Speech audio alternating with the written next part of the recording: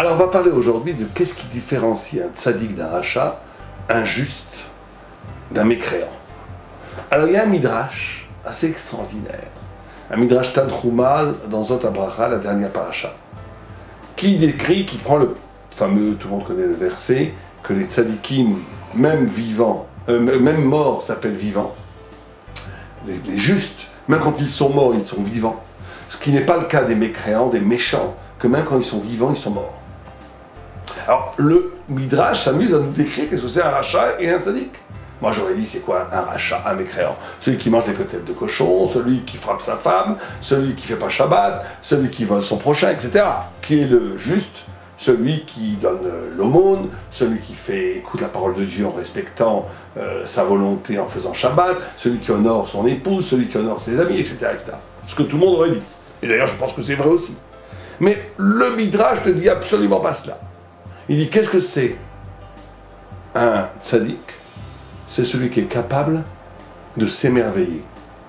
Qu'est-ce que c'est le juste? C'est celui qui a la capacité de s'émerveiller. Qu'est-ce que c'est le rachat? Celui qui est indifférent.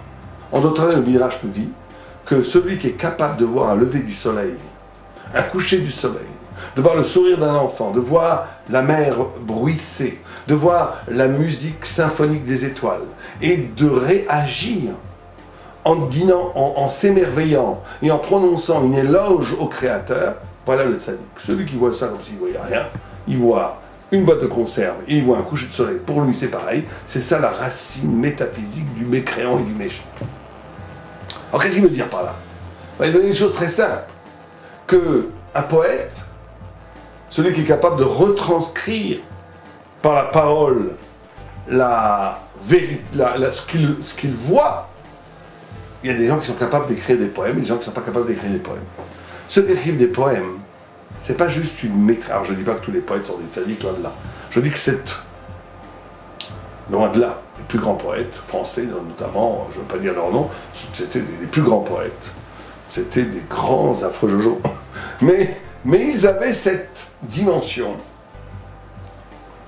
du tzaddik.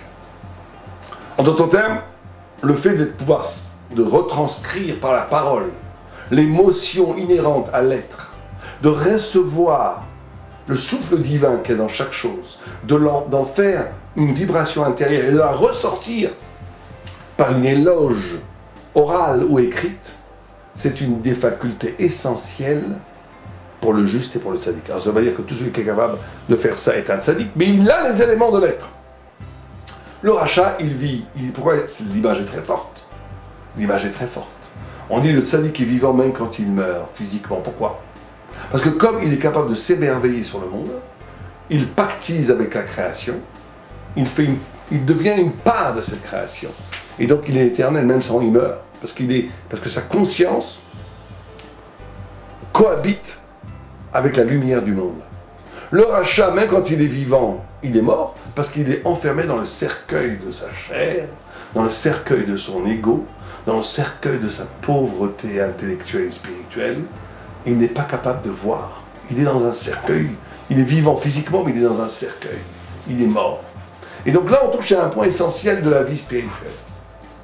La vie spirituelle, c'est la capacité d'intégrer la lumière divine, qui est la poésie du monde, qui est la beauté du monde, qui est l'acte de la création du monde, mais qui n'est pas simplement l'acte de la création du monde, qui est la capacité de s'émerveiller du sourire d'un enfant, de s'émerveiller et d'être ému par un regard fatigué de sa femme, de s'émerveiller et d'être ému quand il rencontre son prochain dans sa singularité, de s'émerveiller et d'être ému quand il voit le monde se réveiller à l'aube et le monde s'endormir au crépuscule.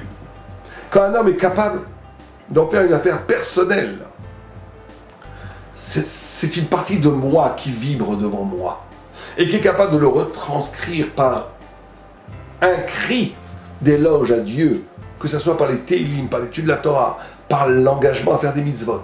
C'est un être vivant, vivant spirituellement, qui l'ouvre aux perspectives de la vie spirituelle. Quand un homme est indifférent, ça ne m'intéresse pas tellement, coucher de soleil, regarde l'enfant, il m'embête, l'enfant, je vais lui donner 2 claques, Et cette femme qui fait toujours la tête, qui est fatiguée, qu'est-ce qu'elle me prend la tête? Et j'en ai ras-le-bol de tout le monde. Et ce prochain qui vient d'en faire, c'est les autres. Mais laissez-moi tranquille, je veux juste être dans ma boîte, devant mon ordinateur, devant ma télé, consommer de l'image, manger, dormir, et fichez-moi la paix. C'est l'essence même du rachat. Et donc, on est ici au niveau de l'essence, encore une fois. Il faut faire bien attention à ce qu'on dit. Il peut y avoir quelqu'un qui a les caractéristiques du poète et qui va l'avoir. Il pourrait être un très grand sadique, mais il va s'engager dans la voie du péché, dans la voie de la transgression, il va manger pas caché, il va faire des bêtises. C'est un méchant. Mais il n'a pas la racine du méchant. Et on peut avoir, à contrario, quelqu'un qui va faire respecter toutes les mitzvot, de même étudier un peu la Torah, mais qui est intéressé à rien d'autre que lui-même, c'est un méchant. Alors c'est vrai qu'il fait les mitzvot, il est un peu tzaddik. Mais ici le Midrash nous dit que l'essence de la tzadikout et de la rachaout se joue à un autre niveau. Il se joue dans ce niveau de la capacité de l'émerveillement. Et donc, il faut bien comprendre que cette capacité d'émerveillement, c'est une générosité de l'âme. C'est une générosité de soi-même. C'est une pure vibration de la neshama, non alimentaire, non intéressée. Quand on s'émeut du spectacle de la création du monde, quand on est capable de s'émouvoir de la singularité du visage du prochain, quand on est capable de s'émouvoir, de tressaillir face à la souffrance et à la joie de l'autre, on est dans le geste créatif de Dieu. Et donc on est véritablement dans une perspective de Eved Hashem, de quelqu'un qui s'inscrit dans la création de Dieu. Et quelqu'un qui s'enferme dans son ego, par définition il est mort. Alva et Aleno.